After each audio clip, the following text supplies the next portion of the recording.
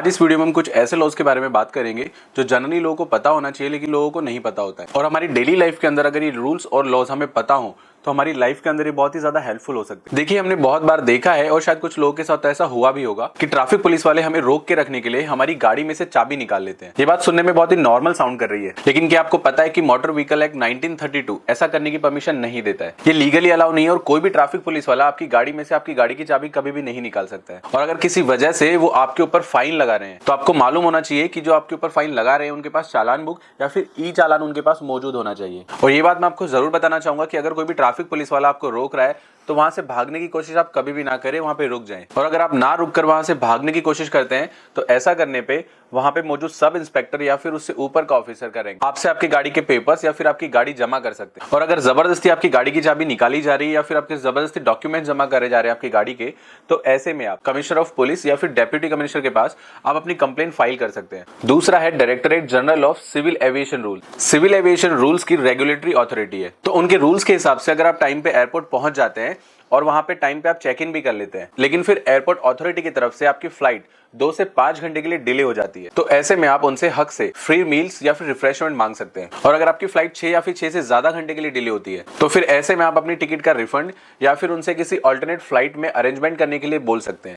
और अगर एयरलाइन वाले इनमें से कुछ भी ना करने के लिए आपको बोलते हैं तो ऐसे में आप उनकी कंप्लेन एयरपोर्ट ऑपरेटर या फिर एयरलाइन से कर सकते हैं, जिसके अंदर उनको 30 दिन के अंदर अंदर एक्शन लेना होता है। और अगर वो ऐसा नहीं करते हैं तो उसके बाद आप अपनी कंप्लेन DGCA के पास भी अपनी कंप्लेन फाइल कर सकते हैं। और इस पर और जानकारी आपको यहाँ पर मिल जाएगी। और एक बहुत ही इंपॉर्टेंट चीज कि आपको पता है ministry of road transport and highways इन्होंने 15 अक्टूबर को एक नोटिफिकेशन रिलीज की थी कि अब से लेकर 31 मार्च 2026 तक अगर आप किसी भी एक्सीडेंट विक्टिम को उसके एक्सीडेंट होने के 1 घंटे के अंदर अंदर अगर आप उसको हॉस्पिटल पहुंचा देते हैं तो आपको 5,000 का कैश रिवॉर्ड दिया जाएगा। और साथ ही में आपको गुड स्मारिटन भी कहा जाएगा, क्योंकि आपने उस इंसान की 1 घंटे के अंदर गोल्डन पीरियड में जान बचाई है। और ये जो गुड स्मारिटन का कॉन्सेप्ट है इसे motor vehicle act section 134A के अंदर लाया गया था। ये जो गुड स्मारिटन्स होते हैं उनको पुलिस एक्नॉलेज करती है और उसे यूनियन मिनिस्टर की तरफ से कैश प्राइज भी दिया जाता है और साथ ही में उसे एक सर्टिफिकेट भी दिया जाता है। और साल भर में जितने भी गुड स्मारिटन्स होते हैं उसमें से 10 को चुना जाता है 1 लाख के एडिशनल कैश रिवॉर्ड के लिए। अब जो नेक्स्ट फैक्ट मैं आपको बताने वाला हूं उसके बारे में बहुत से लोगों को पता होता है, लेकिन लोगों को ये नहीं पता होता है कि ऐसा अगर उनके साथ होता है तो उसके खिलाफ वो कहां पे कंप्लेन कर सकते हैं, उनको किस तरह से एक्शन लेना है। जनरली आपको पता होगा कि अगर आप किसी भी दुकान पे या फिर कहीं पे भी कुछ सामान खरीदते हैं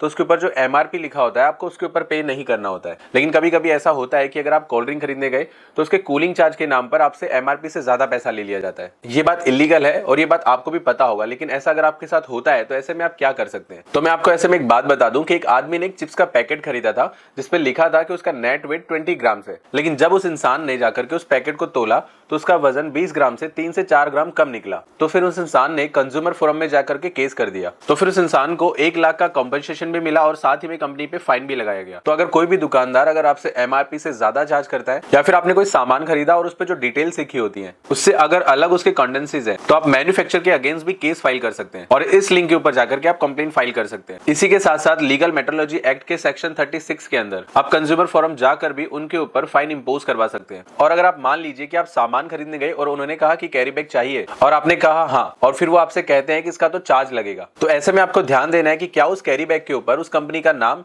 या फिर क्या उस कंपनी का ब्रांड लिखा हुआ है। अगर लिखा हुआ है तो वो ऐसे में खुद की कंपनी की एडवर्टाइजमेंट कर रहे हैं तो फिर वो आपसे चार्ज नहीं ले सकते। मतलब कि कैरी बैग के ऊपर अगर कंपनी का नाम या फिर ब्रांड का नाम लिखा हुआ है तो फिर ऐसे में वो आपसे चार्ज नहीं ले सकते उस कैरी बैग का। और वहीं दूसरी तरफ अगर वो कैरी बैग बिल्कुल प्लेन है और ब्रांड का नाम नहीं लिखा हुआ है तो ऐसे में वो आपसे उस कैरी बैग का चार्ज ले सकते हैं, जो भी नॉमिनल चार्ज होता है 5 से 10 रुपए या फिर 15 रुपए। नेक्स्ट जो लो है वो भी बहुत इंपॉर्टेंट लो है हमारी डेली लाइफ के अंदर। मान लीजिए कि कोई अगर आपकी गाड़ी की हवा निकाल देता है या फिर उसे पंचर कर देता है तो उसके अगेंस्ट भी आप पुलिस कंप्लेंट फाइल कर सकते हैं IPC के सेक्शन 425 और 426 के अंदर। और इसके अंदर उस इंसान को 3 महीने तक की जेल की सजा हो सकती है। और इसके बाद हम बात करते हैं कि मान लीजिए अगर आप किसी रेस्टोरेंट में जाते हैं खाना खाने के लिए और खाने के अंदर आपको कोई अनवांटेड सब्सटेंस मिल जाता है या फिर खाने में आपको कोई ऐसी चीज मिल जाती है जिसे आप कंज्यूम नहीं कर सकते या फिर अगर आप उसे कंज्यूम कर लेते हैं तो उससे आपको नुकसान भी पहुंच सकता है। तो अगर ऐसा कोई सामान मिलता है आपके खाने के अंदर तो ऐसे में आप FSSAI के एक्ट सेक्शन 54 के अंदर कंप्लेंट फाइल कर सकते हैं उस रेस्टोरेंट के खिलाफ और 1 लाख तक का कंपेंसेशन ले सकते हैं। और FSSAI की साइट है जहां पर जाकर आप कंप्लेंट फाइल कर सकते हैं। और उसके बाद हम जानते हैं कि मान लीजिए कि कोई लेडी है जो डोमेस्टिक वायलेंस का शिकार है लेकिन वो पुलिस स्टेशन जाकर खुद कंप्लेन नहीं कर सकती, तो फिर वो इंटरनेट के थ्रू घर बैठे ही कंप्लेन फाइल कर सकती है, जिसके लिए उसको इस ईमेल आईडी पे